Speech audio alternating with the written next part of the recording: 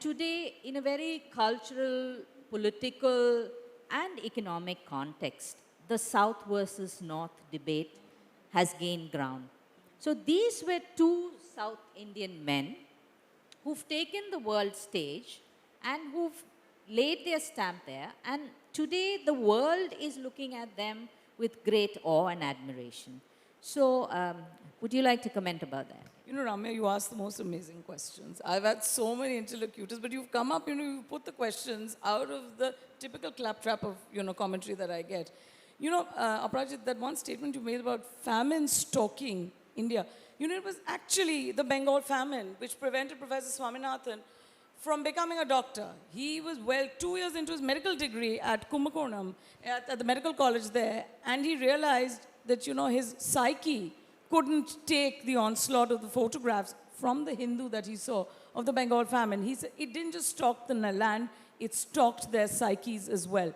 He turned around and told his mother, India can have n number of doctors, but we need to solve the food crisis. Because for an agricultural country like India, the Bengal famine, which is neither weather contingent nor for anything else, but just because of Winston Churchill's policy and food diversion, we lost almost 5 million, and I'm half Bengali.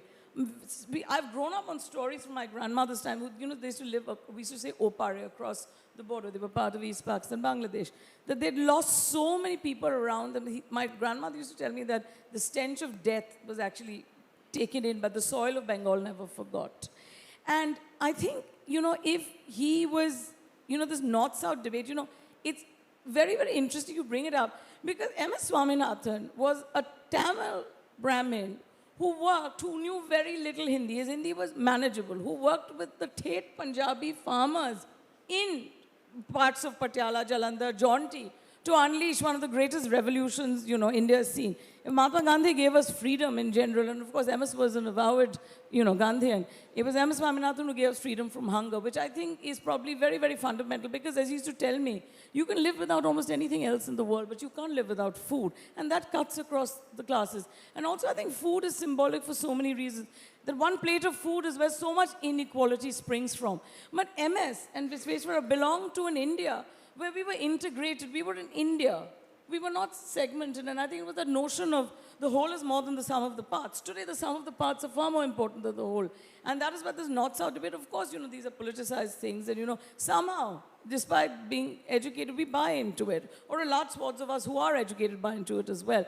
But MS belonged to a generation where India was just India. But also, I suspect India was very much an emotion. And, the fact that he could go from down south, speaking very little Hindi, conversing with the farmers.